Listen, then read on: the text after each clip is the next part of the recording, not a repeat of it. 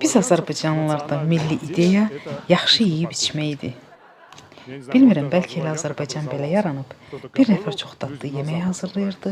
Hamısı gəldi, iyə yığışdı. Sonra qərarı aldılar ki, vəssalam, bütün yaxşı yeməyi xoşlayanlar yığışın bura. Burada yaşayacaq. Özü də biz istənilən səbəbdən yeyirik. Bunun üçün xüsusi bir prinsipimiz yoxdur. Kimsə doğuldu, yeyirik. Kimsə evlənir, yeyirik. Kimsə sünnət edirlər, yeyirik. Yeməyi nəzərdə tuturam. Kimsə ölür. Hə, bizi bu da saxlamır. Özü də biz elə belə yemək istəmirik. Biz əməlli başlı, samballı yemək istəyirik. Bu, hətta biraz mənəviyyatsızlıq kimi səslənir, amma mən deyəcəyəm.